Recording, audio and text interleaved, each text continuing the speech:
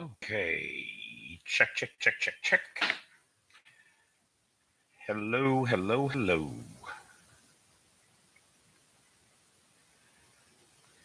Welcome to the live at 5, ladies and gentlemen. How do you do?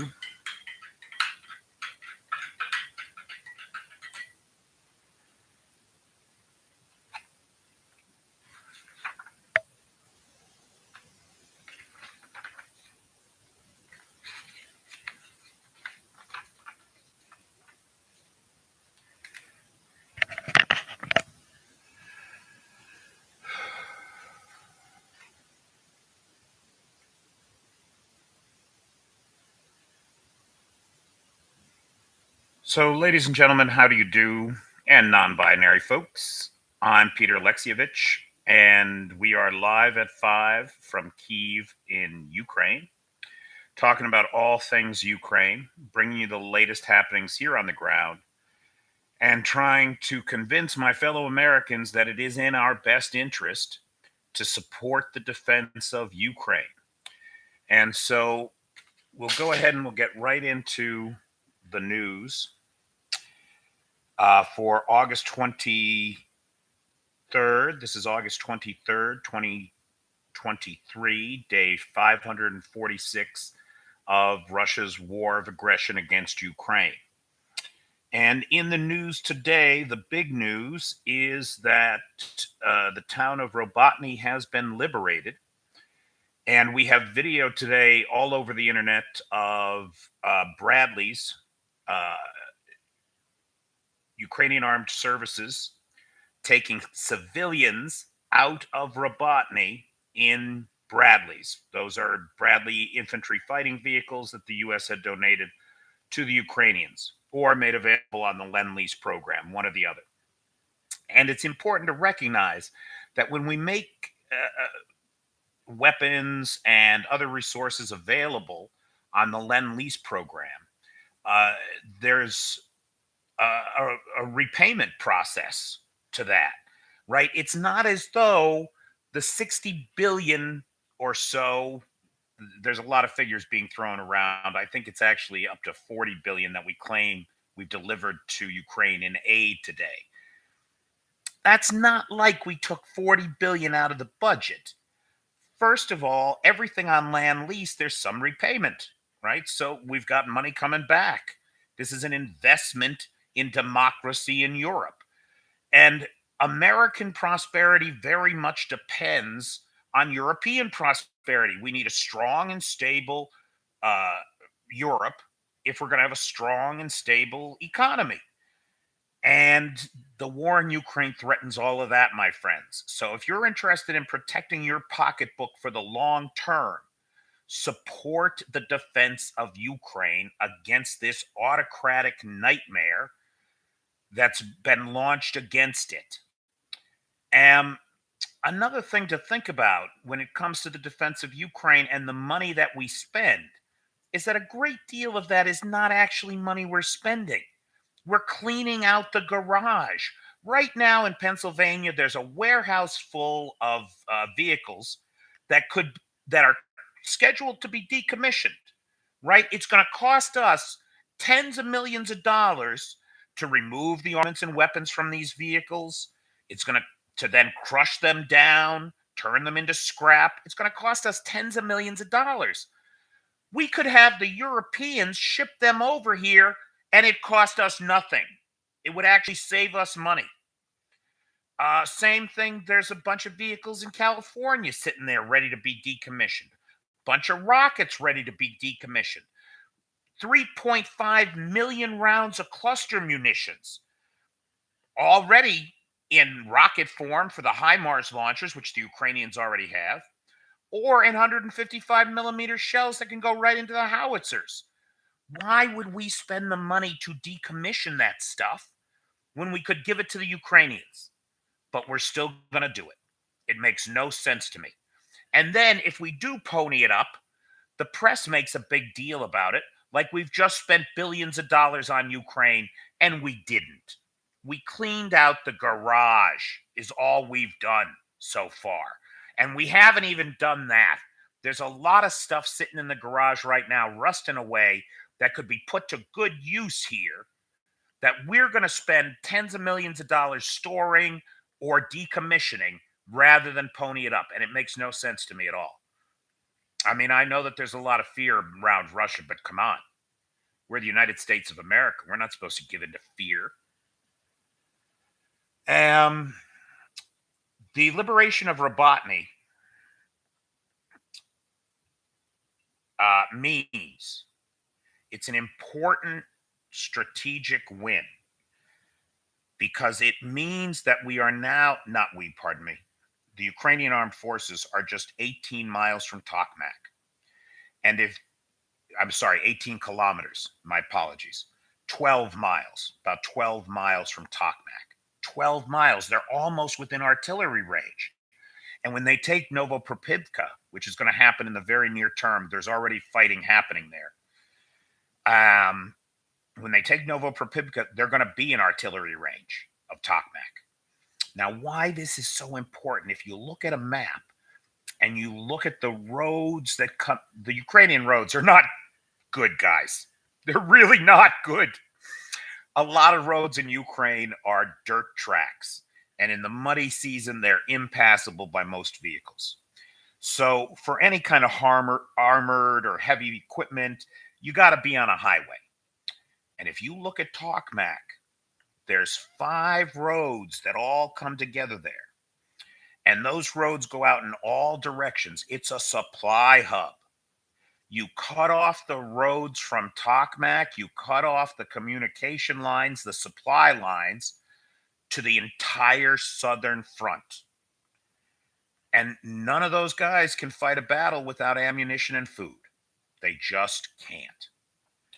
So that's all good news. Things are happening there.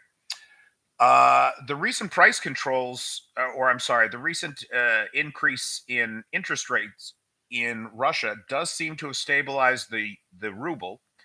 The ruble is trading today at $1 to 94 rubles, so that's about a 6% increase in the valuation of the ruble since the interest rates were raised.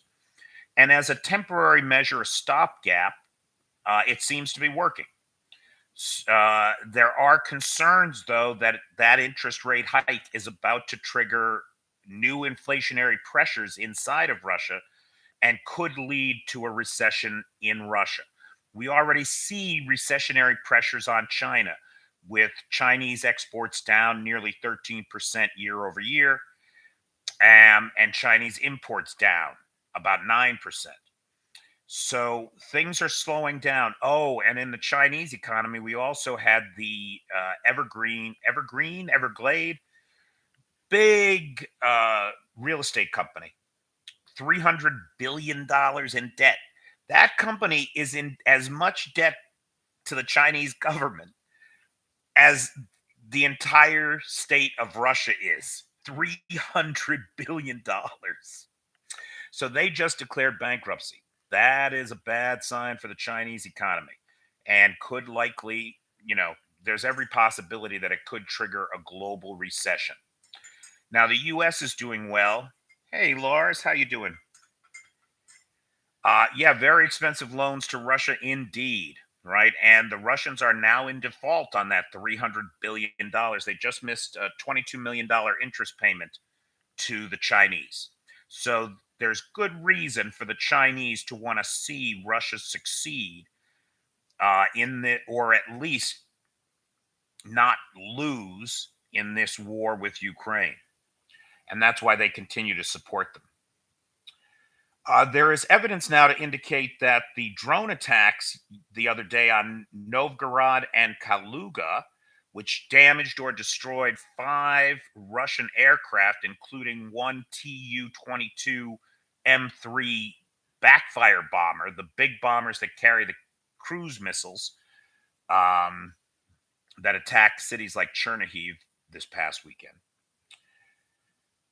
That the drones that attacked those air bases were quadcopters. Now, there's no quadcopter that can travel 650 kilometers from the Ukrainian border to Novgorod. Doesn't exist. That lends credibility to the notion that these attacks were handled by internal saboteurs who are working with Ukrainian military intelligence. That seems to be the case. Everybody arrived in South Africa today for the BRICS summit. This is President Xi of China's second visit to South Africa this year. It's that important to him. Prime Minister Modi of India was there. Lula of Brazil was there. And representing Russia was Lafarov, right? I call him Lafarov because he's laughable. Um, oh God, that guy. Anyway, Lavrov is there. Make no mistake, Putin's absence, his ability to be there only via video conference, hurts his standing and puts China in the position of leading that group and its influence.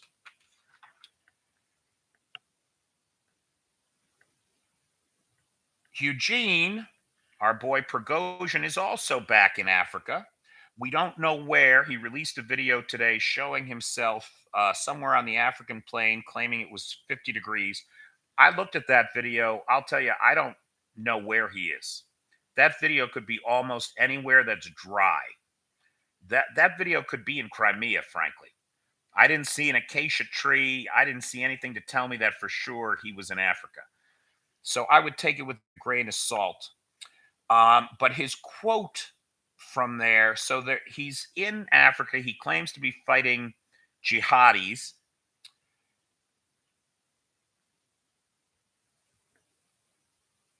And searching for minerals, which he claims makes Russian wealthier and Africans more free.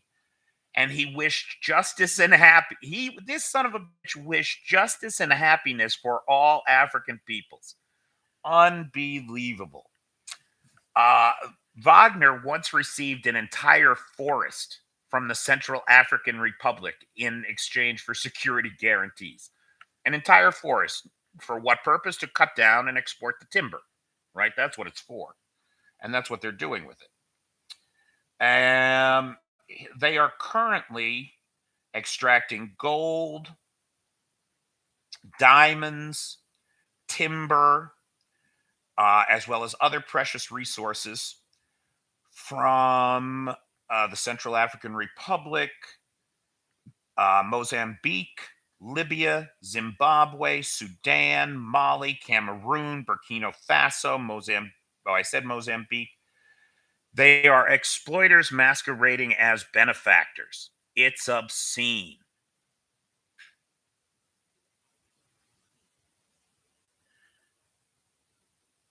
Is that true, Lars? Were the security guards guarding the airbase sent to Ukraine?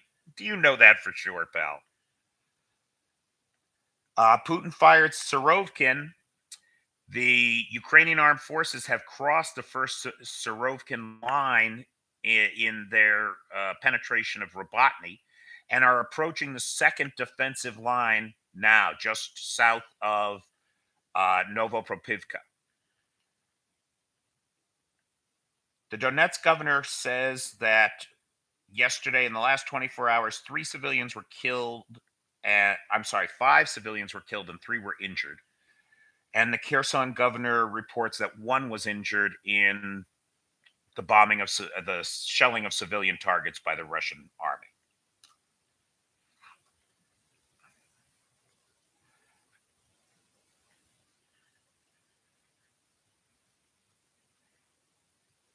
Russia told about it. Hey, Ghostly Explorer, thanks for subscribing to the channel. I saw I had a new subscriber today.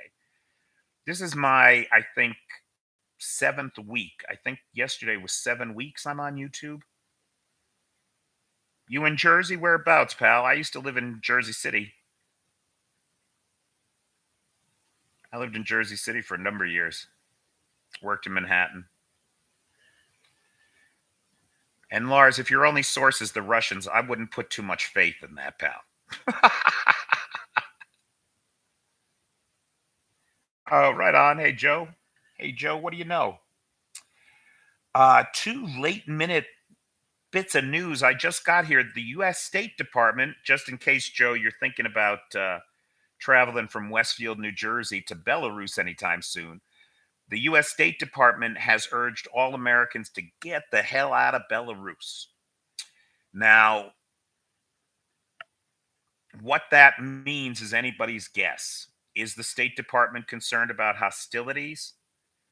Uh, oh, it is funny, Lars. Don't get me wrong, pal. It is funny.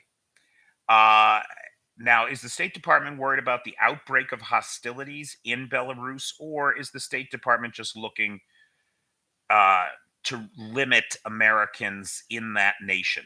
Right? We don't want to be there. We don't want to be spending our money there. We don't want to be spending time there. We don't want to be normalizing relations with a country that has been one of the pillars of support of this obscene war. And so it's unclear why the State Department has issued this warning to Americans, but they are encouraging all Americans to leave Belarus. If you are an American in Belarus, the State Department wants you to come home. Call your mother. Call your mother, boys. Kudos to Domino's. Domino's Pizza is pulling out of Russia, finally. One of 1,200 companies that have already done so. And unfortunately, they stayed all this time. They've been making money in Russia off the Russian people and paying their taxes to the Russian government so that the Russians are in a position to kill more Ukrainians. So Domino's finally did the right thing and is pulling out. Belarus is just Russia Junior, Joe. You're not wrong, bud. You are not wrong. President Zelensky was in Greece today. The Greeks are part of the Plane Coalition, the coalition of the willing that are supplying F-16s and supporting the movement of F-16s to Ukraine. They have committed to training pilots and helping to get the planes and security guarantees. Now, this was interesting. We don't know exactly what it means, but there is talk of Greece taking on the role of guardianship for Odessa and helping to rebuild Odessa. Now, the roots of the Greeks in Ukraine are ancient. There are multiple archaeological sites in Crimea that had been Greek outposts, Greek settlements 2,000 years ago, 3,000 years ago. And of course, much of the Ukrainian alphabet is taken from the Greek alphabet. And so there's a long history. You know, a lot of people think that the history of Ukraine is one of East versus West, but it's actually far more complicated than that. The ancient history of Ukraine is Southern Europe versus Northern Europe, Greek influences versus Viking influences, Roman influences versus Byzantium influences, North versus South, and then later and more recently, East versus West. This is truly a crossroads of the world. And you see it it comes up in all kinds of ways here. It's fascinating. So Zelensky was in Greece today. The talks are going well. It looks like the Greeks are going to help with the rebuilding and rehabilitation of the Odessa port in the city of Odessa, and are also going to help with the F-16 issue. There is no word on Greek tanks. The Greeks are in possession of 350 Leopard 2s and 500 Leopard 1s. There is no word on any of them being transferred to Ukraine.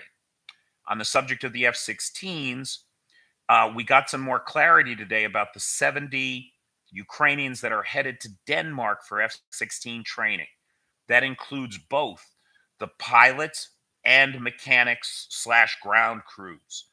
So some portion of those 70, right, we don't know how many, it'll be less than half in all likelihood, will be pilots.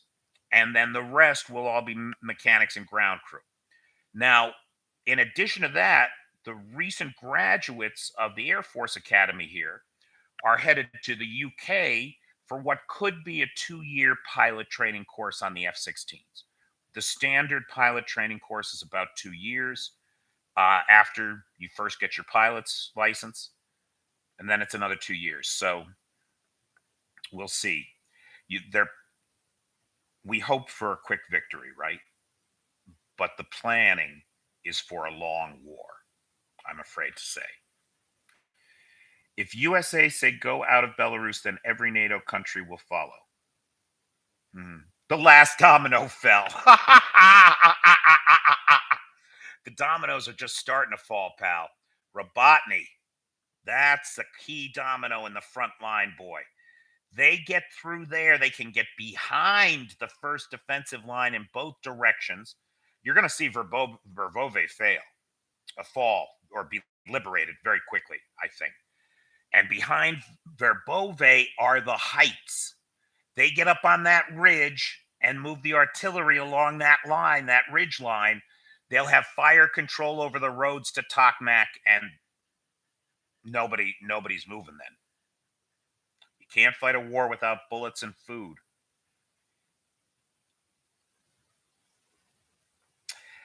Yeah, Joe, the question of the F-16 pilots, there's a lot of, we don't know what's going on, pal.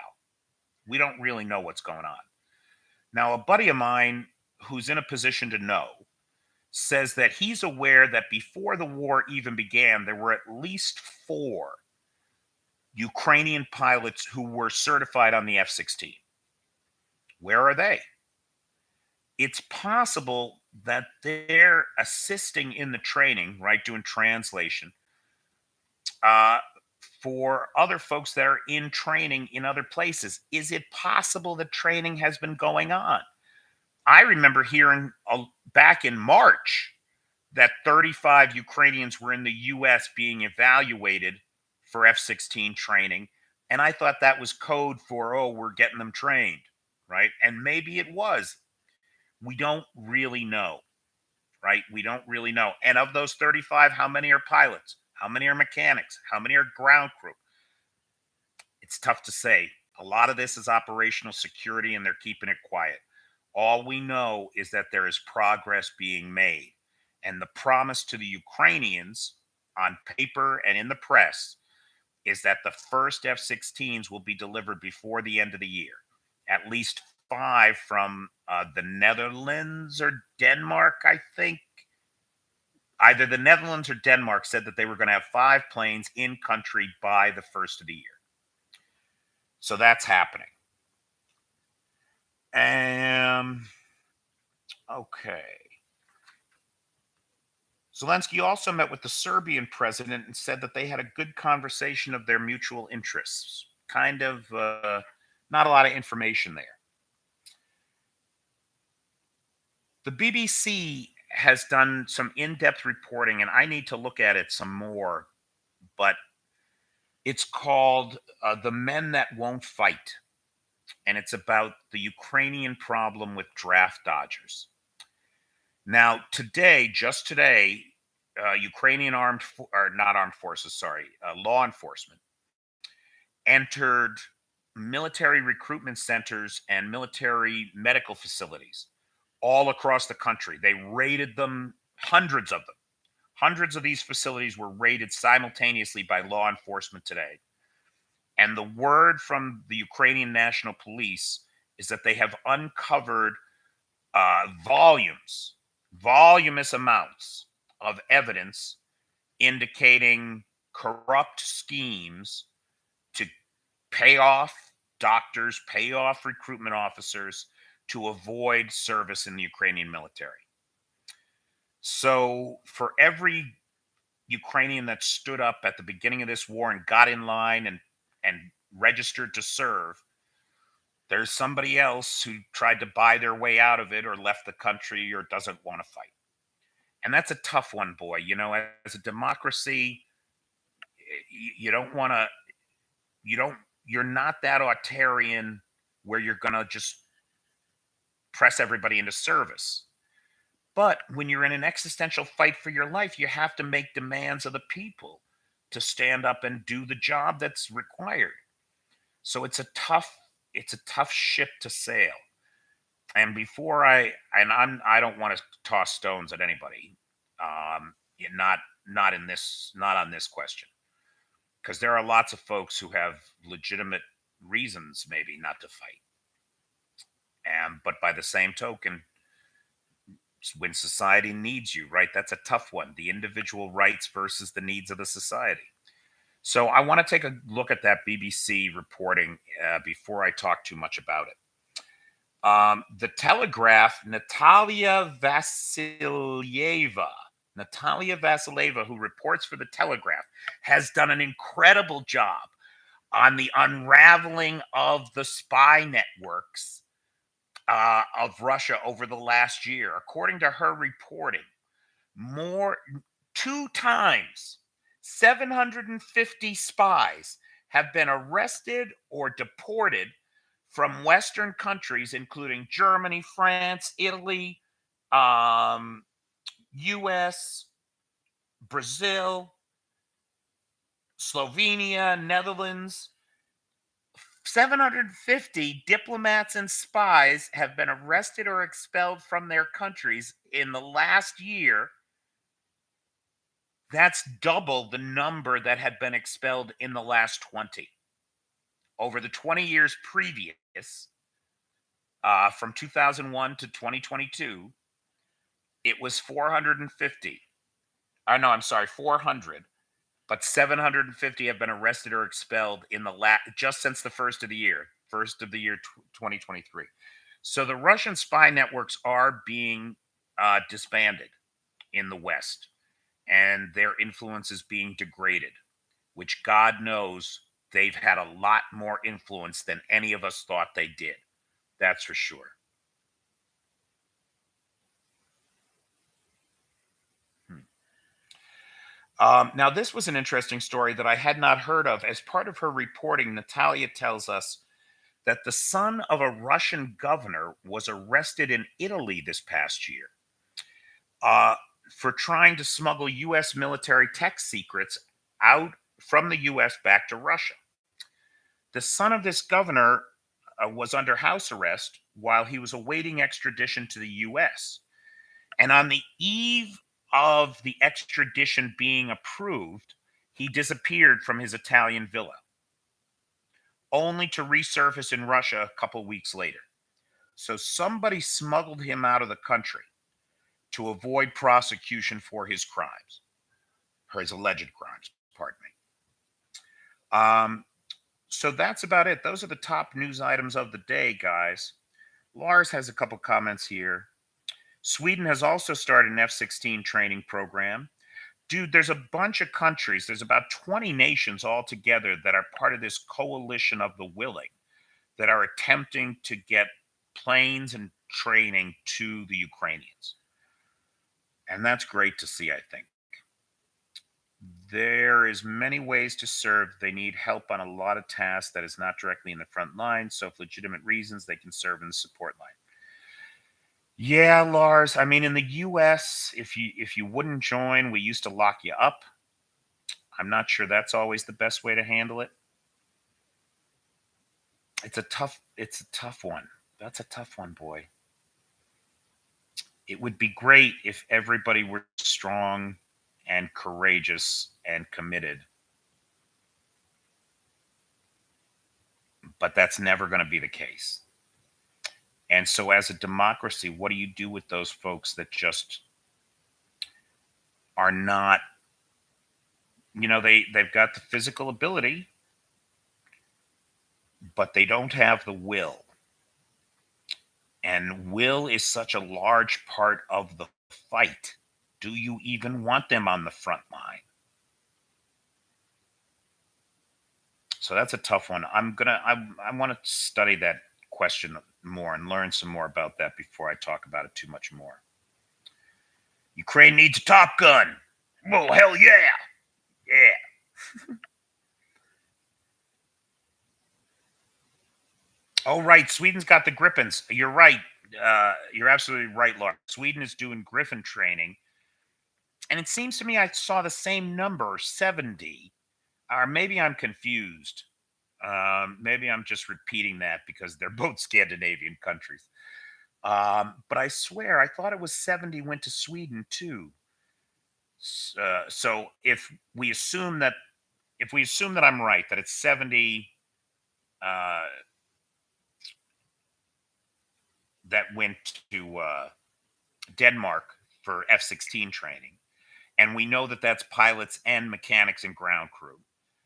Um, and if another 70 went to Sweden for Griffin training, even though no Griffins have been promised yet, then I think it's safe to assume that the 70 that went to Sweden are also pilots, mechanics, and ground crew.